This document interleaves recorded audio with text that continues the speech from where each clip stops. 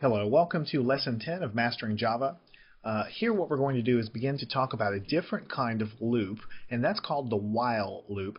It's very common in Java. If you have any experience programming in other languages such as C, then you will recognize the while loop and realize that it's basically the same thing.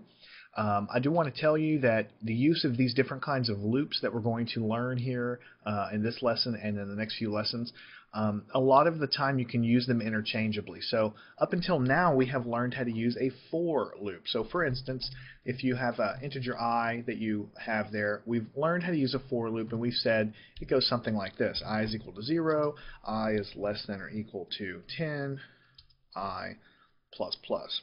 And so that's how we've created or constructed the for loop. And so you see everything necessary in the for loop is given in order for this loop to execute 10 times. We have the initialization, we'll set it equal to 1. We have the initialization of the variable to the initial value.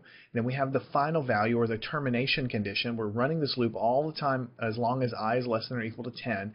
And the increment is also in there, so we're incrementing the guy 10 times. And so we know that when we come into this for loop, because we set up the initial condition and we set up the final condition and we set up the increment right inside of the body of the for loop, we know that this loop is going to execute 10 times. The only reason it wouldn't is if I was, pushed past 10 prematurely, or if we had a break statement or something inside of there to push us out of that loop. Now let me leave this up here, and I will contrast that with what we call a while loop. Actually, what I'll do is I'll comment this out, and I'll just push it down and just leave it at the bottom of the screen, just to remind you, because you have a good amount of experience with the for loop. So we'll leave it there so you can look at it. Now we're going to talk about what happens in a while loop. So in a while loop, it goes like this. You say I is equal to 1. You have to set that initial condition outside of the loop. All right, and then you say while, let me go ahead and pull this up a little higher so you can see. The keyword is while, open a parentheses, and you say while I is less than or equal to 10. Then you drop down here, open a curly, and push that down and get a closing curly brace. What's going on here is the initial condition is set outside of the while loop. The termination condition is right here inside the parentheses, and this loop will continue as long as I is less than or equal to 10. Another way to say that is this loop will continue while I is less than or equal to 10. So typically what you would have is system.out.println this, well, let's do it like this in quotations, this is loop number, and then we'll just put our variable here just so we can say loop number 1, loop number 2, or whatever. And so we'll put a semicolon, and then underneath that, the other thing you need to add for a while loop is you need to increment or change the value of your variable. This is a functional while loop. It accomplishes essentially the same thing that we were trying to do down here with our little example for a for loop. Notice how they're similar. In the for loop, you define the initial condition of the variable inside the loop, or in the initialization of the loop. For a while loop, you need to set the initial state of the variable outside the loop. The increment here for the for loop is happening right as we define the loop, so we know as we go through it's incrementing +1 each time.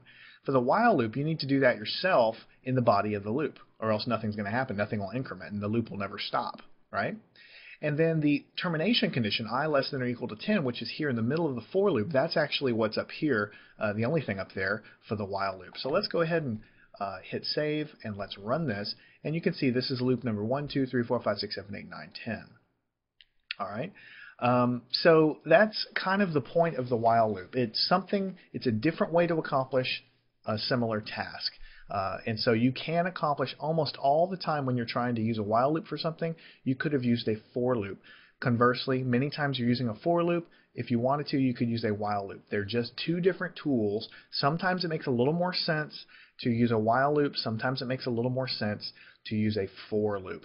And so those are just going to be things that you experience as you go through your programming here. So the thing you need to make sure to understand is you define your variable outside the loop, you increment the variable inside the loop. Your condition is going to continue to loop this guy while I is less than or equal to 10. It's only going to happen while that happens. Now, one thing I want to point out to you that you may not realize right off the bat, because I'm going to compare it to the do while loop, which we're going to cover in the next couple lessons here. I want to point something out to you here. When we come through here, we set I is equal to 1, and we set this loop to occur while I is less than or equal to 10, right? So what this means is that depending on what's going on here, in the way I've got it set up now, you know that because I is 1, it's going to go loop through here. But depending on the value of I, this loop may never execute at all. For instance, if I go and set the loop equal to 12, if I set the initial variable equal to 12, this loop will never execute because it only happens when I is less than or equal to 10. In fact, if I save and run this guy, there's no output.